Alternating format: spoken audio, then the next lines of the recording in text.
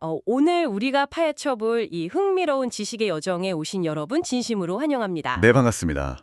자, 본격적인 대화에 앞서서 여러분 오늘 하루 드셨던 음식들을 잠깐 머릿속에 떠올려 보시겠어요? 아침 식사부터 생각해보면 좋겠네요. 네, 맞아요. 아침 식탁에 있던 달걀 프라이 옆에 그 바삭하고 쩍조름한 베이컨. 아니면 점심시간에 먹은 핫도그나 부대찌개에 들어간 통통한 소시지일 수도 있고요. 그쵸.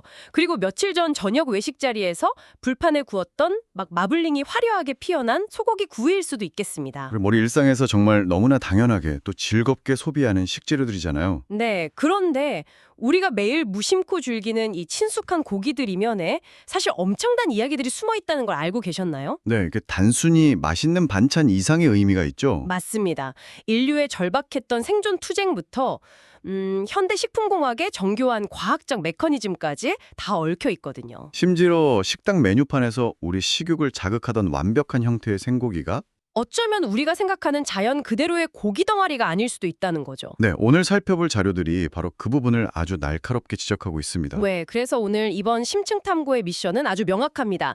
여러분의 식탁 위에 올라온 고기의 진짜 정체, 이 육가공품 뒤에 숨겨진 치밀한 제조 공정과 화학적 원리를 낱낱이 해부해보는 겁니다. 이른바 가짜 생고기라고 불리는 산업적 산물의 진실까지 상세하게 담고 있으니까요. 네, 오늘 이 지적 탐험을 이끌어 주실 전문가 모셨습니다. 오늘 자료 쭉 보셨을 텐데 가장 주목하신 부분은 어디였나요? 이번 자료들을 종합하면서 제가 가장 흥미로웠던 지점은요.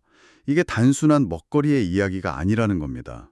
먹거리 그 이상이다. 네, 인간이 환경의 한계를 어떻게 기술로 극복해 왔는지를 보여주는 거대한 진화의 역사라는 점이죠. 진화의 역사요? 혹독한 자연환경 속에서 고기를 썩지 않게 보존해야만 했던 고대의 절박한 생존 기술이 생존 기술이 어떻게 오늘날 자본주의 시장의 수요와 맞물리게 되었나? 이 부분이군요. 맞습니다. 이토록 정교하고 또 때로는 우리의 주의가 필요한 가공 기술로 발전했는지 그 궤적을 따라가 보는 게 오늘 대화의 핵심이 될 것 같습니다. 아주 기대가 됩니다. 그럼 그 역사적인 첫 단추부터 한번 꿰어보죠.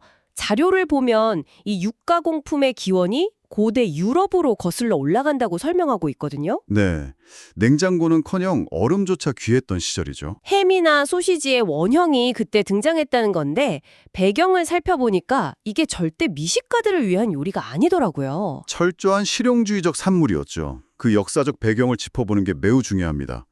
고대 유럽의 겨울은 정말 길고 혹독했거든요. 농경이 멈추는 겨울을 나야 했으니까요. 네, 늦가을에 가축을 한꺼번에 도축하거나 사냥을 해야 했는데 문제는 이 엄청난 양의 고기를 상온에 그대로 두면 어떻게 되겠습니까? 금방 미생물이 번식해서 썩어버리겠죠. 그렇죠. 금방 부패해버리니까 인류에게는 단백질 공급원을 이듬해 봄까지 유지해야 하는 생존의 과제가 주어졌던 겁니다. 썩히지 않고 보관해야만 내가 살 수 있다. 맞습니다. 그래서 고안에는 해결책이 바로 고기를 소금에 듬뿍 절이거나 불을 피워 연기에 그을리는 방식이었던 거죠. 와, 그러니까 우리가 아는 햄, 베이컨, 소시지가 사실은 굶주림이라는 자연의 위협을 피하기 위해 인류가 발명한 완벽한 보존식 시스템이었던 겁니다. 척박한 겨울을 버텨내기 위한 생존술이 오늘날 우리 샌드위치 속 최고의 재료가 되었다는 그 흐름이 참 재미있습니다. 역사의 아이러니죠. 그런데 이 유럽의 전통적인 보존술이 전 세계로 퍼져나가면서 각 지역의 환경에 맞게 아주 독특한 형태로 진화하는 모습이 자료에 나오잖아요. 네, 각국의 현지화 과정이 아주 흥미롭죠. 특히 저는 일본의 사례가 시선을 확 끌었거든요. 메이지 유신 이후에 네덜란드 같은 서구권의 영향을 받아서 육식 문화가 들어왔는데 여기서 유럽과는 완전히 다른 방식의 가공육이 탄생했다면서요? 그 부분이 문화와 기술이 만났을 때 일어나는 현지화의 묘미를 진짜 잘 보여주는 대목입니다. 유럽식 전통 햄이랑은 어떻게 달랐던 건가요? 유럽의 햄은 기본적으로 돼지의 뒷다리살이나 등심 같은 특정 부위를 통째로 사용해서 만듭니다. 커다란 고기 덩어리 하나를 그대로 쓰는 거군요. 네. 하지만 기술을 갓 받아들인 당시 일본의 상황은 좀 달랐거든요. 돼지고기 특정 부위만 쏙쏙 골라서 햄을 대량 생산하기에는 뭔가 부족했나 보죠. 자원도 턱없이 부족했고 식문화 자체도 서양과는 달랐으니까요. 그래서 그들은 자신들이 가진 환경과 경제적 조건에 맞춰서 완전히 새로운 개념을 창조해냅니다. 아, 그게 바로 자료에 등장하는 프레스햄? 그러니까 눌러서 만든 햄이라는 녀석이군요. 맞습니다. 원육을 그대로 쓰는 전통적인 방식을 철저히 파괴한 셈이죠. 자료 보니까 돼지고기뿐만 아니라 소고기, 양고기 막 다양한 고기에서 나오는 자투리 육을 한 대 다 섞더라고요. 네, 거기다가 물리적인 압력을 강하게 가해서 단단하게 뭉쳐버린 겁니다. 그렇게 햄의 형태를 만들어낸 거죠. 서양 사람들 관점에서 보면 이거 완전 이단처럼 보였을 것 같은데요. 햄의 순수성을 훼손했다고 볼 수도 있겠죠. 하지만 한정된 자원을 극한으로 활용했다는 측면에서는 정말 기발한 산업적 융통성입니다. 고기에 버려지는 부분 없이 실용성이랑 경제성을 극대화한 거네요. 일본 육가공 산업의 상징적인 결과물이라고 할 수 있겠습니다. 오리지널 기술을 수입하긴 했지만 교과서적으로 따르지 않고 자국의 식량 사정에 맞춰 영리하게 변형한 겁니다. 이 과정을 거치면서 육가공품이 소수 특권층만 즐기는 서양 음식이 아니라 대중의 식탁에 오를 수 있게 된 거군요. 대량 생산 가능한 식품으로 확고히 자리 잡게 된 결정적 계기였죠. 자, 역사의 흐름을 따고 고기가 어떻게 각 지역에 뿌리 내렸는지 살펴봤으니까 이제 본격적으로 육가공품의 내부로, 그러니까 과학의 영역으로 깊이 한번 들어가 보겠습니다. 좋습니다. 이제 진짜 흥미로운 과학 이야기죠. 우리 청취자 여러분, 마트 매대가 보시면 나란히 진열되어 있는 햄, 베이컨, 소시지 보시잖아요. 이 셋이 모양만 다른 게 아니더라고요. 태생적인 제조 공정에서 아주 결정적인 차이들을 가지고 있습니다. 이 차이를 이해하려면 먼저 육가공의 첫 단추이자 마법과도 같은 화학 공정을 짚고 넘어가야겠습니다. 네, 바로 염지 과정이죠. 육가공의 정수, 염지. 이게 정확히 뭔가요? 염지는 쉽게 말해 원육을 특정 액체에 일정 기간 푹 담가두어서 숙성시키는 과정입니다. 소금물 같은 건가요? 소금도 들어가고요. 아질산 나트륨 같은 발색제, 그리고 각종 조미료와 향신료를 아주 정교한 비율로 배합한 액체입니다. 표면적으로 보면 그냥 요리하기 전에 짭짤하게 밑간하는 작업처럼 보이기도 하거든요. 그렇게 오해하기 쉬운데 사실 그 액체 안에서는 고기의 운명을 결정짓는 세 가지의 거대한 생화학적 변화가 일어납니다. 세 가지 거대한 변화요? 첫 번째는 간을 맞추고 풍미를 극대화하는 거겠죠. 두 번째는 뭔가요? 두 번째는 시각적인 변화입니다. 아까 말씀드린 발색제, 즉 아질산 나트륨의 역할이죠. 아, 발색제. 우리가 일반적으로 생고기를 열에 익히면 색이 탁한 갈색이나 회백색으로 변하잖아요. 그게 자연스러운 건데 맞아요. 돼지고기 구우면 하얗게 변하죠. 그런데 햄이나 소시지는 익혀도 예쁜 선홍빛이나 핑크색을 띠거든요. 그게 바로 아질산 나트륨이 고기의 미오글로빈 성분과 결합해서 색을 고정시켰기 때문입니다. 아하, 햄이 유독 선홍색을 유지하는 이유가 화학적 결합 때문이었네요. 네, 시각적으로 신선하고 먹음직스럽게 보이게 하는 일종의 화장술 같은 거죠. 진짜 마법 같네요. 그럼 세 번째 변화는 뭔가요? 사실 이게 아질산 나트륨을 사용하는 가장 중요하고 치명적인 이유인데요. 바로 보존성 확보입니다. 보존성요? 염지 과정이 인류에게 알려진 가장 강력한 맹독성 식중독균 중 하나인 보툴리누스균을 완벽하게 차단해 줍니다. 보툴리누스균요? 다른 각종 부패 세균들의 증식도 막아주겠네요? 맞습니다.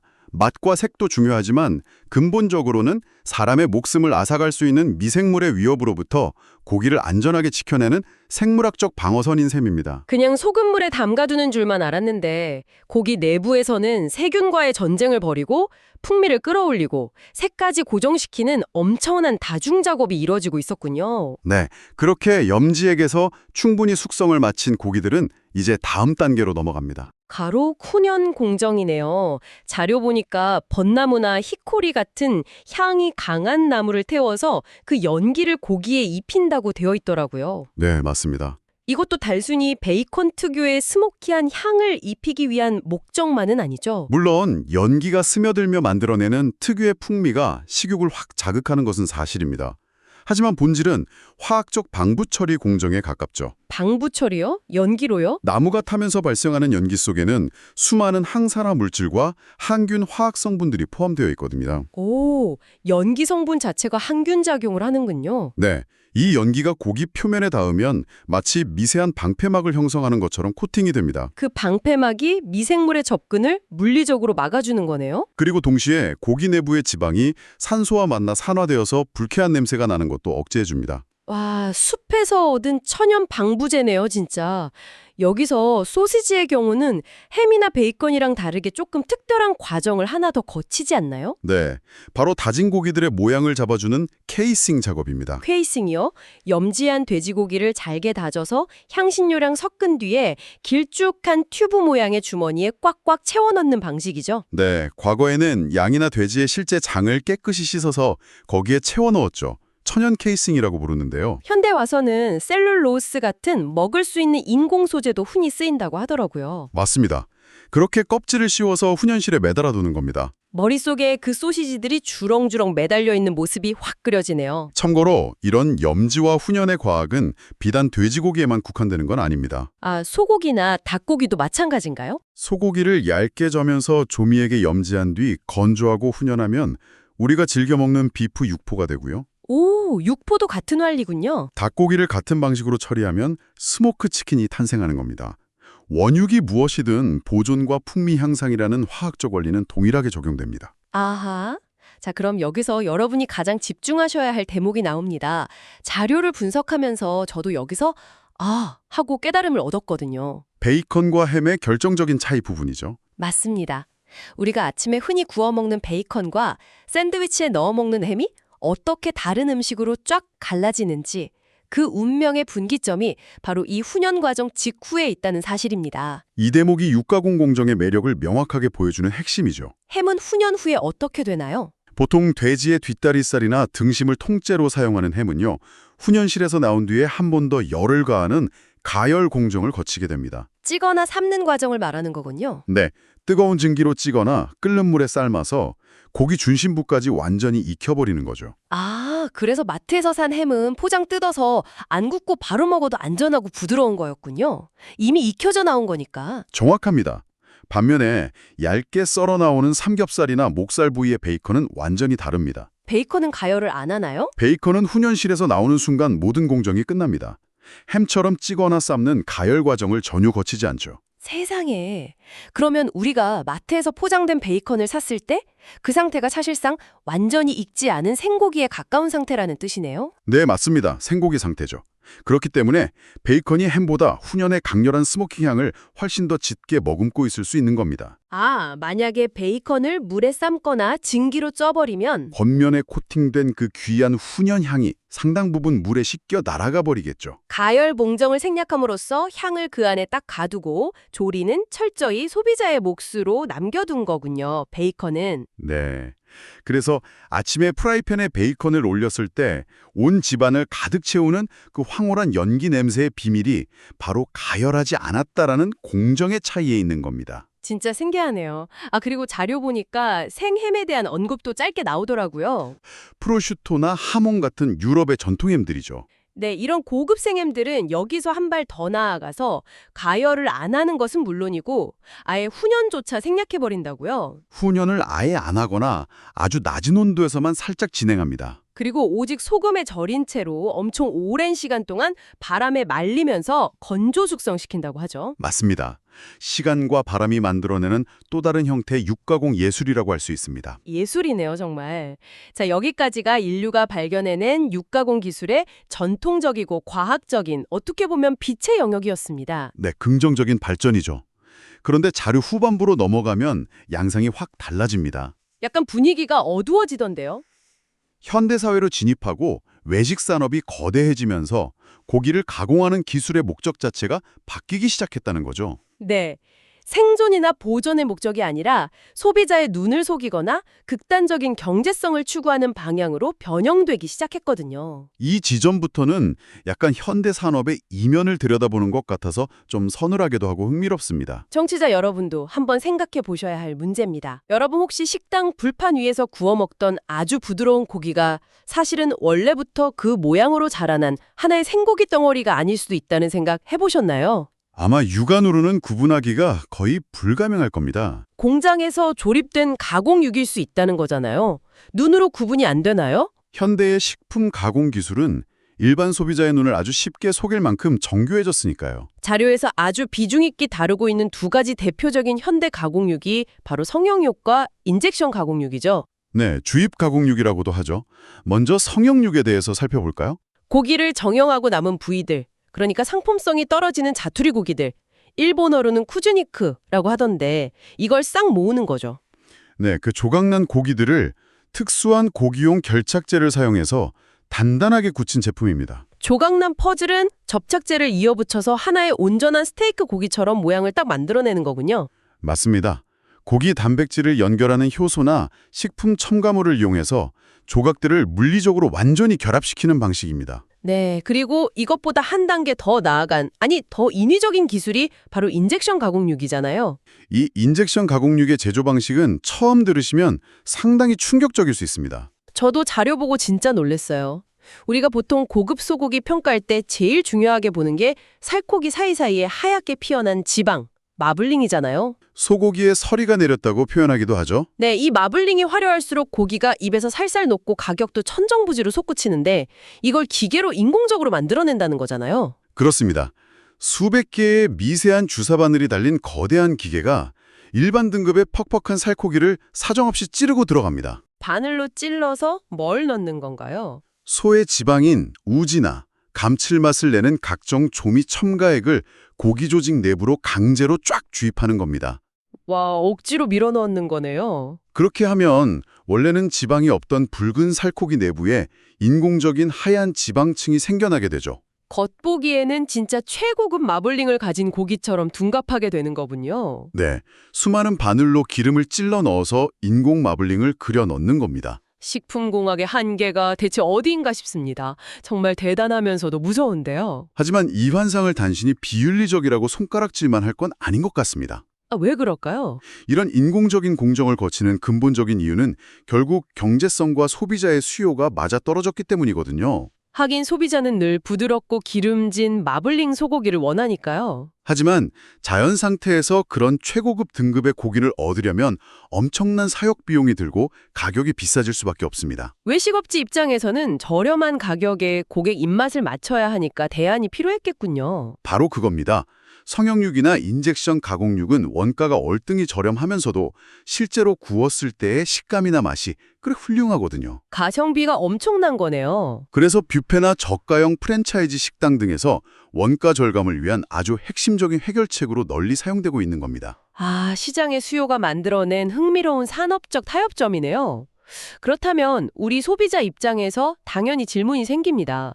가격 저렴하고 맛도 좋으면 사실 우리한테도 좋은 거 아닌가요?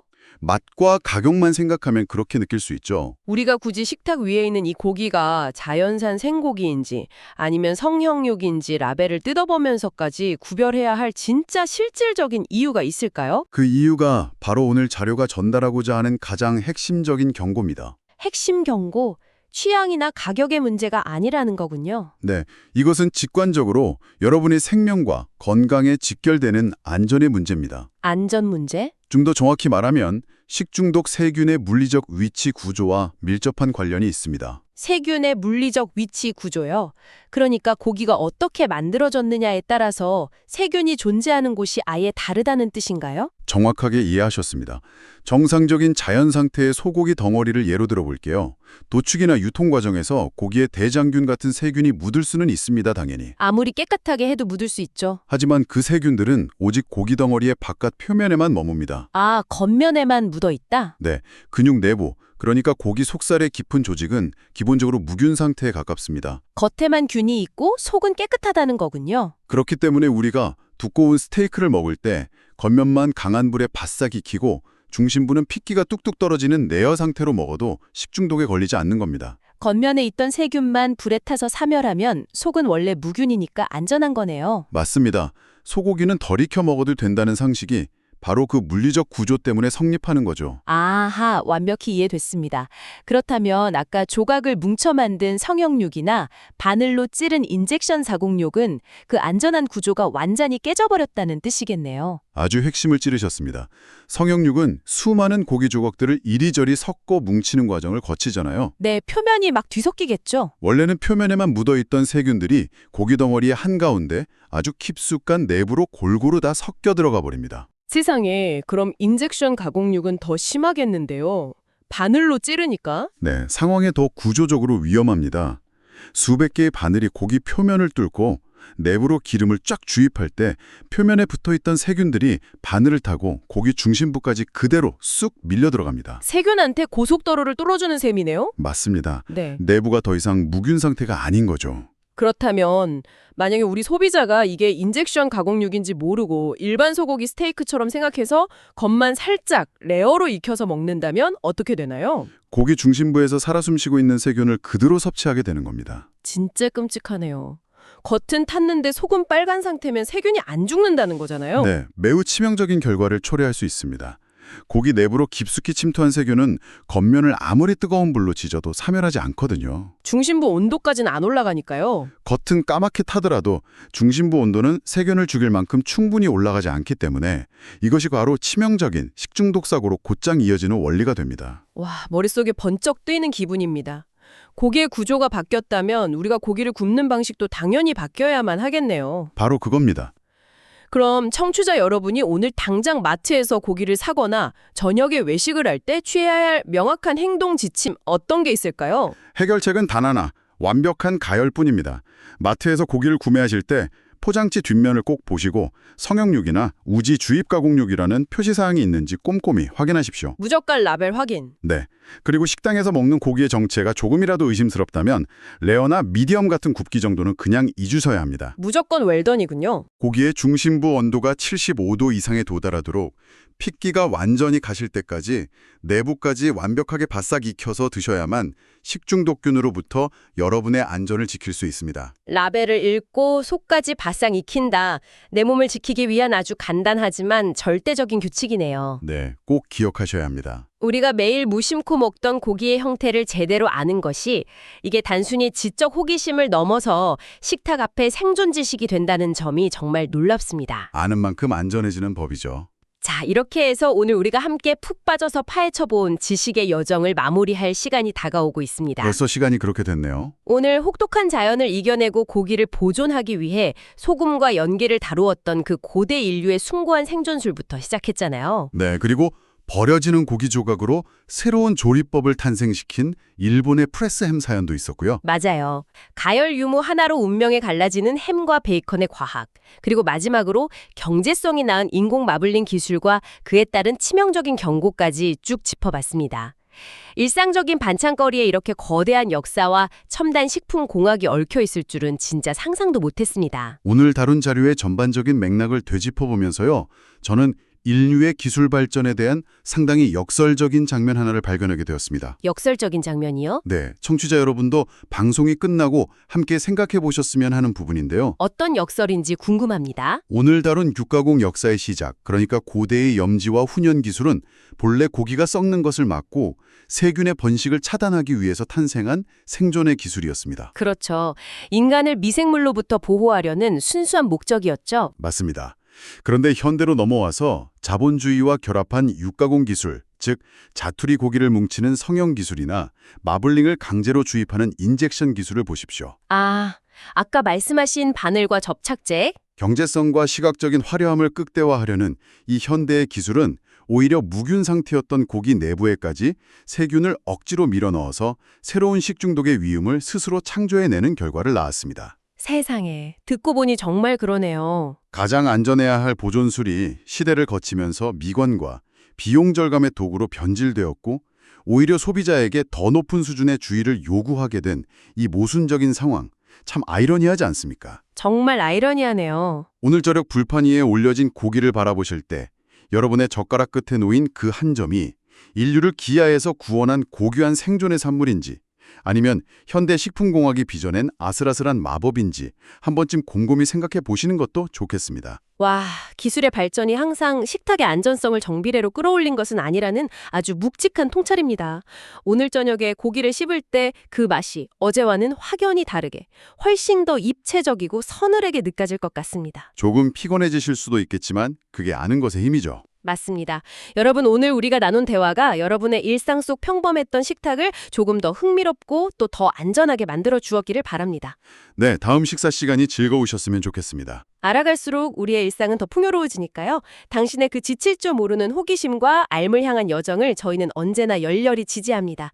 다음 시간에도 여러분의 뇌를 즐겁게 자극할 아주 놀랍고 깊이 있는 자료들을 한가득 안고 다시 돌아오겠습니다. 감사합니다.